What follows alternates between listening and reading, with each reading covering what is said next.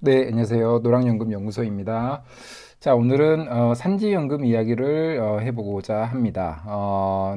제목은 농지연금과 산지연금으로 노후를 준비할 수 있다라는 이야기인데, 우리가 이제 연금 준비가 노후 준비의 가장 중요한 부분인데, 연금이라고 하면은 우리가 일반적으로는 국민연금과 퇴직연금, 그다음 개인연금 이렇게 3층 연금으로 생각하고 있습니다.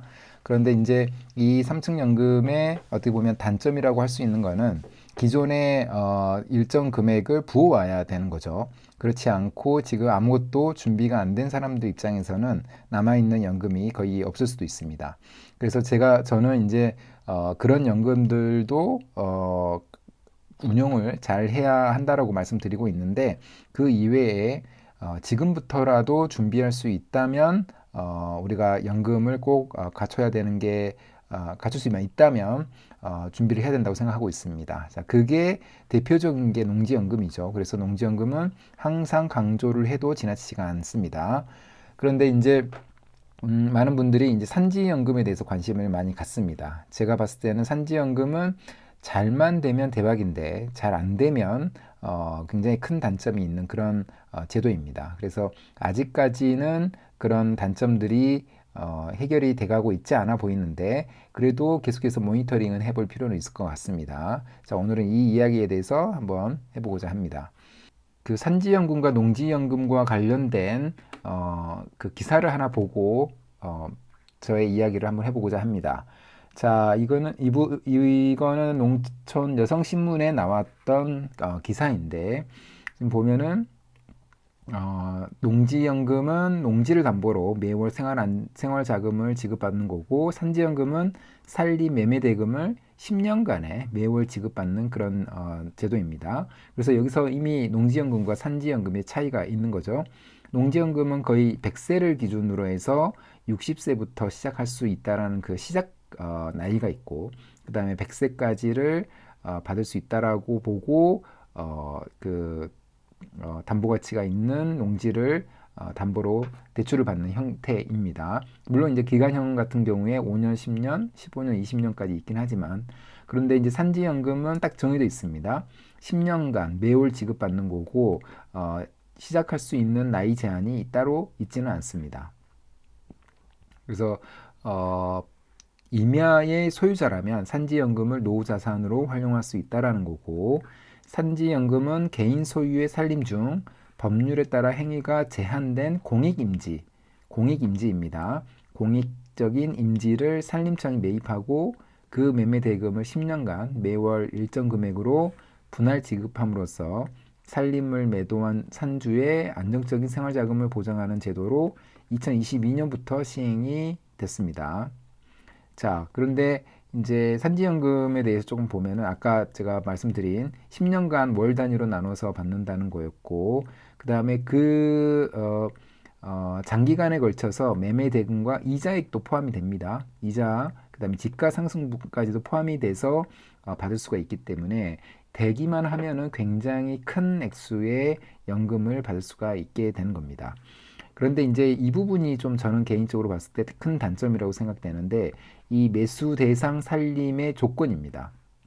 농지연금 같은 경우에는 누가 보더라도 농사를 잘 짓고 있다, 진입로가 잘 돼 있거나 이렇게 되면은 그런 농지들은 모두가 농지연금의 대상이 될 수가 있습니다. 물론 이제 그 소유권의 문제라든가 불법 건축물이 있거나 이런 부분들은 안 되긴 하지만 그런 문제들이 없으면 어떤 농지도 해당이 되는데 이 산지연금 같은 경우에는 이 매수 대상 산림의 이 조건이 굉장히 까다롭다는 겁니다. 그리고 무엇보다도 일반적인 사람들이 이 조건을 확인하기가 참 어렵다는 점입니다. 그래서 왜냐하면 공익용 산림이거나 도시숲, 생활숲 등으로 활용될 수 있는 생활권 산림 등이다라고 되어 있기 때문에 그렇습니다. 이게 뭐 어떤 임지, 그러니까 어떤 임야를 가지고 있으면 이게 생활권 산림으로 구분이 되는지 이런 부분들이 명확하지가 않는 거죠. 그다음에 해당 산림의 저당권, 지상권 등 부동산에 관한 권리가 설정되어 있으면 안 되고 당연히 이거는 농지연금도 마찬가지지만 산지연금도 마찬가지입니다. 자, 산지연금의 장점은 이제 이 부분인데, 감정평가는 2인의 감정평가액을 산술 평균한 금액으로 결정되고, 그 다음에 분할 지급금은 매매 대금 플러스 이자 플러스 지가상승 보상액까지 합쳐져서 나온다는 겁니다. 그래서 매매 대금에 추가적으로 더 붙는 거죠. 그리고 가장 큰 차이가 뭐냐면 매매 대금의 40%를 선지급이 가능하다는 겁니다. 농지연금의 수시인출형과 좀 비슷하죠. 수시인출형은 30%를 선지급 받고 나머지 70%를 종신정의 경우로 나눠서 받는 건데, 근데 이제 농지연금은 수시인출형만 그런 거죠. 그런데 산지연금은 자기가 원하면 어떤 산지라도 매매 대금의 40% 이내에서 선지급 받고 나머지를 이제 10년간에 나눠서 받는 겁니다. 자, 그런데 제가 생각했을 때 산지연금은 장점이 있는 반면에 굉장히 큰 단점도 있다고 제가 말씀을 좀 드렸습니다. 바로 매수 대상 설립의 조건 때문에 그런 건데, 아까 말씀드린 것처럼 도시숲, 생활숲, 산림보호구역 등 산림 관련 법률 또는 다른 법률에 따라 국가가 보존할 필요가 있는 공익임지가 해당된다는 겁니다. 근데 어떤 임야, 내가 가지고 있는 임야 또는 경매에 나와 있는 임야를 봤을 때 이게 국가가 보존할 필요가 있는지 없는지를 명확하게 이야기를 해주지 않는다는 겁니다. 그래서 그 부분을 확인하기 위해서는 국유림에 전화를 하거나 문의를 해서 확인을 해봐야 되는데, 각 지방의 국유림 관리소에 문의를 해봐야 됩니다.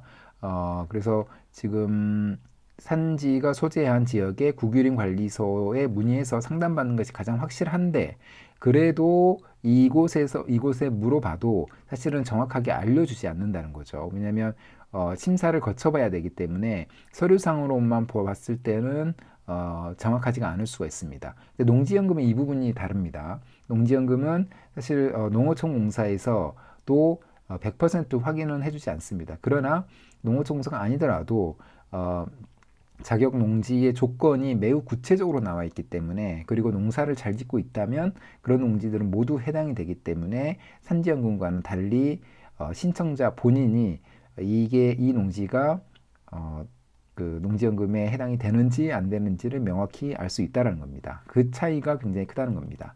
자, 산지연금은 경매를 이용할 경우에는 거의 20% 이내에서 낙찰을 받을 수 있습니다. 그만큼 활용도가 떨어지기 때문에 그런 거죠. 예를 들면 10억의 감정가의 임야를 1억에 받을 수 있다는 겁니다. 자, 그렇게 받았고, 그리고 산지연금에 해당이 된다. 그러면은 9억 원의 차이를 내가 연금으로 받는 거죠.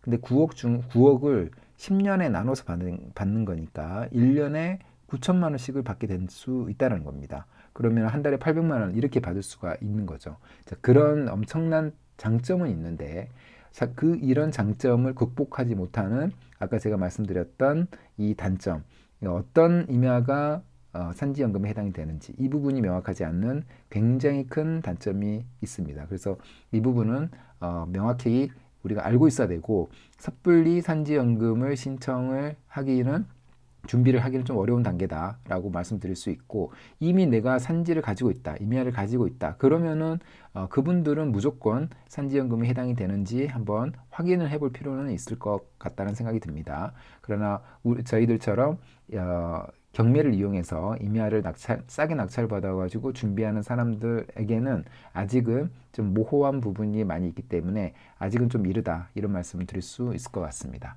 자, 오늘은 산지연금과 농지연금 한번 비교해봤고, 역시나 농지연금이 가장 안정적이고 가장 확실한 노후준비 수단이다, 이렇게 볼 수가 있을 것 같습니다.